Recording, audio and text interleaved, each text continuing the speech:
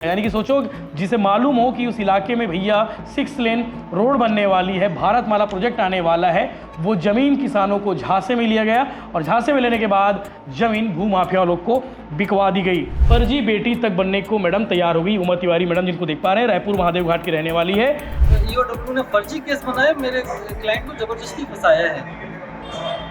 मतलब उसमें आधार नहीं है। अगर मैं इस पे अगर आगे चल की जो परिस्थिति हो पाएगी जी। और एक और नाम है लेख राम देवांगन। एक जमीन को कई टुकड़ों में बांटते रहे ताकि मुआवजा राशि वर्ग फीट के हिसाब से मिले।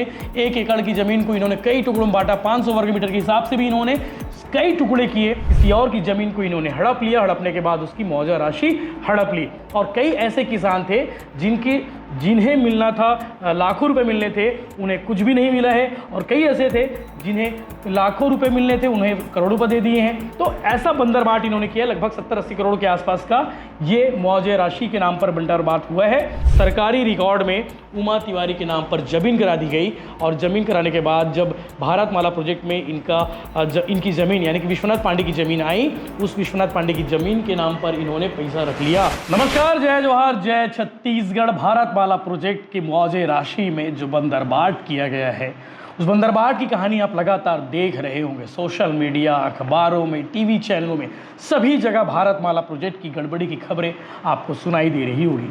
और कैसे ज़मीन को टुकड़ों टुकड़ों में काट कर इन्होंने मुआवजा राशि हड़पने का जो काम किया है, सरकार को चूना लगाने का काम किया है, वो अपने आप में हैरत अंगेज है। जिन 4 लोगों को देख पा रहे हैं, ये चारों लोगों को ईओडब्ल्यू और एसीबी की टीम ने हिरासत में लिया है और इनसे पूछताछ की जा रही है। और पूछताछ के दौरान बहुत सारे खुलासे हुए हैं। फर्जी भूस्वामी, दलाल, इन चारों को पुलिस ने ईओडब्ल्यू ने गिरफ्तार किया है और गिरफ्तार करने के बाद इनसे पूछताछ की जा रही है। और इनके कब्जे से ईओडब्ल्यू की टीम को कैश मिले हैं, इनके खाते से मुआवजा की रकम की राशि मिली है और ठेकेदार से लेकर जो है प्रॉपर्टी डीलर इसमें शामिल है। और चारों आरोपियों को विशेष अदालत में पेश किया गया, जहां अदालत ने चारों को ईओडब्ल्यू को 1 मई तक रिमांड में सौंप दिया है। यानी कि 1 मई तक इनसे लगातार पूछताछ की जाएगी और इनसे पूछा जाएगा कि इस घोटाले में और कौन कौन लोग शामिल हैं, उनकी क्या भूमिका है। तो सिलसिलेवार बात करने की कोशिश करेंगे, लेकिन उससे पहले आपको बता दूं कि इस केस में कुछ और भी नाम है जिनके बारे में चर्चा होनी चाहिए, जो इस केस में यानी कि इस घोटाले में जिनका बड़ा हाथ है। पहला नाम है निर्भय साहू, एसडीएम है और उस समय एसडीएम की भूमिका में वही थे, भूमिका यानी कि उस कुर्सी में थे। और मुआवजा राशि अप्रूवल करने से लेकर मुआवजा राशि बांटने में उनका बड़ा योगदान था। इसके बाद लखेश्वर किरण किसानों को झांसा दिया, मुआवजे की ज़्यादा रकम दिलाई, ऊपर का पैसा खाते में जमा कराया, ये वो शख्स है। इसके बाद शशिकांत कुर्रे, अभनपुर के किसानों को लालच दिया और एडवांस में रकम दिलाने का काम शशिकांत कुर्रे का था और कुर्रे के खिलाफ कार्रवाई हो चुकी है। इसके अलावा आरई रोशन लाल वर्मा, जमीन दलालों को साथ मिलकर जो है किसानों की ज़मीन बिकवाई और बटांकन भी कर दिया। यानी कि सोचो, जिसे मालूम हो कि उस इलाके में भैया 6 लेन रोड बनने वाली है, भारतमाला प्रोजेक्ट आने वाला है, वो ज़मीन किसानों को झांसे में लिया गया और झांसे में लेने के बाद ज़मीन भूमाफिया लोग को बिकवा दी गई। जितेंद्र साहू पटवारी है, जमीन दलाल को ढूंढकर किसानों की जमीन लाने का काम करता था। इसके अलावा दिनेश पटेल, ये भी जमीन दलालों के साथ मिली भगत करके सौदा किया और रिपोर्ट बनाकर दी। और एक और नाम है लेख राम देवांगन। एक जमीन को कई टुकड़ों में बांटते रहे ताकि मुआवजा राशि वर्ग फीट के हिसाब से मिले। 1 एकड़ की जमीन को इन्होंने कई टुकड़ों में बांटा, 500 वर्ग मीटर के हिसाब से भी इन्होंने कई टुकड़े किए और इसीलिए लाखों का मुआवजा राशि करोड़ों में चले गया है। एक और नाम है अमरजीत सिंह गिल, आईसीआईसीआई बैंक में है और किसानों के खाते खुलवाने का बड़ा काम किया। इसके साथ साथ योगेश देवांगन, हरमीत सिंह खनूजा, ये हरमीत सिंह खनूजा साहब हैं, ये प्रॉपर्टी डीलर है। बसंती दृश्य लहरे, विजय जैन, जिन्हें देख पा रहे हैं, ये भी पकड़े गए हैं। उमा तिवारी, जिन्हें ईओडब्ल्यू की टीम ने पकड़ा है। और दशमेश सिंह, विनय गांधी, हृदय लाल गिलहरे, अलग अलग किसानों से इन्होंने ज़मीन खरीदी है और ज़मीन खरीदने के बाद मुआवजा राशि में बंदरबाट किया है। आज जो कहानी मैं आपको बताने वाला हूं, इस कहानी में आप समझ में आ जाएगा कि कल ईओडब्ल्यू की टीम ने इनको जब हिरासत में लिया, इन्हें जब गिरफ्तार किया, उसके बाद जो खुलासा हुआ है वो मैं आपको बताने वाला हूं।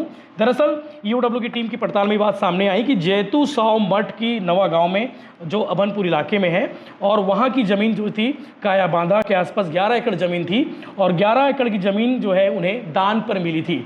उस दान पर मिली ज़मीन पर भी इनकी नज़र थी। इन दोनों की भूमिका कैसी है वो मैं आपको आगे बताने वाला हूं।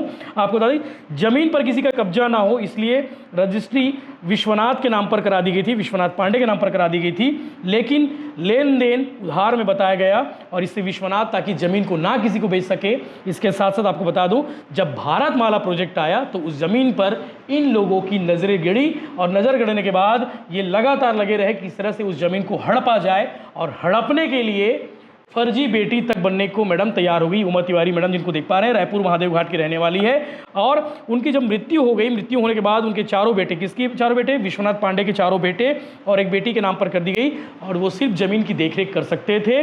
और जब भारतमाला प्रोजेक्ट आया तो दलाल जो है उसमें से 11 एकड़ में से 1 एकड़ को हड़पने में लगे रहे और कब्जे की प्लानिंग के लिए इसके लिए उमा तिवारी की एंट्री कराई गई। ये मैडम जो देख पा रहे हैं उमा तिवारी की एंट्री कराई गई और उन्हें विश्वनाथ पांडे की गोद ले हुई बेटी बताई गई और इसी आधार पर वारिसनामा तैयार कराया गया। फिर पटवारी, राजस्व निरीक्षक, तहसीलदार के साथ मिलकर सरकारी रिकॉर्ड में उमा तिवारी के नाम पर जमीन करा दी गई और जमीन कराने के बाद जब भारतमाला प्रोजेक्ट में इनकी ज़मीन यानी कि विश्वनाथ पांडे की ज़मीन आई, उस विश्वनाथ पांडे की ज़मीन के नाम पर इन्होंने पैसा रख लिया।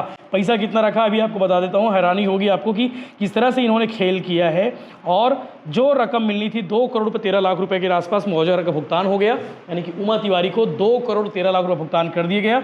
इसमें से 43 लाख तिवारी दंपत्ति केदार तिवारी और उमा तिवारी इन दोनों को दिए गए और बाकी रकम जो है जिस सिंडिकेट में जिन जिन लोगों के नाम हैं, चाहे वो एसडीएम हो, चाहे आरआई हो, चाहे पटवारी हो, चाहे तहसीलदार हो, चाहे नायब तहसीलदार हो या फिर जमीन माफिया के जुड़े जितने दलाल लोग हैं वो सभी इसमें शामिल हुए और बाकी जो 2 करोड़ रुपए पैसे थे वो उन्होंने हड़प लिए और सिर्फ 43 लाख रुपए इस तिवारी दंपति को दिए। तो ऐसे बहुत सारे इन्होंने खेल किए गए हैं। किसी और की ज़मीन को इन्होंने हड़प लिया, हड़पने के बाद उसकी मुआवजा राशि हड़प ली और कई ऐसे किसान थे जिन्हें मिलना था लाखों रुपए मिलने थे, उन्हें कुछ भी नहीं मिला है और कई ऐसे थे जिन्हें लाखों रुपए मिलने थे, उन्हें करोड़ों रुपए दे दिए हैं। तो ऐसा बंदरबाट इन्होंने किया, लगभग 70-80 करोड़ के आसपास का ये मुआवजे राशि के नाम पर बंदरबाट हुआ है।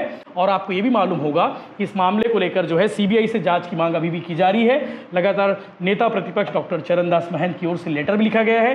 वहीं छत्तीसगढ़ के पूर्व गृह मंत्री ननकीराम कंवर ने भी इस मामले में मांग की थी कि इसकी जांच होनी चाहिए और कहीं ना कहीं उन दोनों की डिमांड के बाद ईओडब्ल्यू एसीबी की टीम ने केस दर्ज किया है। अभी इन चारों को पकड़ा गया है, इन चारों के बाद अभी गिरफ्तारी और होने वाली है। जरूरी था आपको ये बताना कि इसमें अपडेट क्या है। और इन चारों ने उस रकम से, ये भी खबर है कि जो पैसे मिले हैं जिस घोटाले के पैसे, उस घोटाले की रकम से इन्होंने कोई BMW खरीद लिया, किसी ने बंगला बना लिया, तो इसकी भी जांच होने वाली है। उन अधिकारियों पर कार्रवाई होने वाली है जिनके नाम मैं थोड़ी देर पहले आपको बताया हूँ। ये तात्कालिक कल ही हम छापा मारे थे, इसलिए अभी 4 लोगों को गिरफ्तार किए थे और उनका हमने 1-5 तक के अभी पूछताछ करने के लिए पुलिस को और पुलिस ने ईओडब्ल्यू ने रिमांड मांगी है 14 दिन की। मैंने विरोध किया है उस मामले में, चूँकि मामला ही फर्जी है, राजनीतिक इन्फ्लुएंस से प्रेरित है मामला। और टेक्निकल अगर उसमें देखें जो एफआईआर हुई है वो ही गलत हुई है।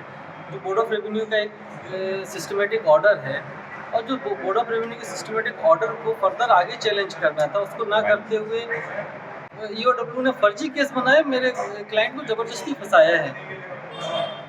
मतलब उसमें आधार नहीं है। अगर मैं इस पर अगर आगे चल के जो परिस्थिति हो पाएगी जी कितनी दिन क्या बोलोगे? नहीं, ये मैंने मुद्दे उठाए हैं कि सब जो ईओडब्ल्यू ने जो जिस आधार पे एफआईआर की है वो एफआईआर ही गलत है। और उस एफआईआर को आप लोग विस्तृत रूप से अगर आप पढ़ते हैं तो समझ में आ जाएगा कि एक बीच का ऑर्डर जो बोर्ड ऑफ रेवेन्यू का ऑर्डर था, जो बहुत अहम ऑर्डर है, उसको सप्रेस करके इन्होंने एफआईआर फाइल की है।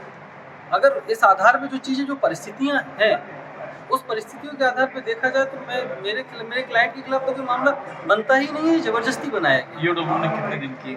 14 दिन की रिमांड मांगी है और उसका विरोध किया है क्योंकि आवश्यकता है ही नहीं।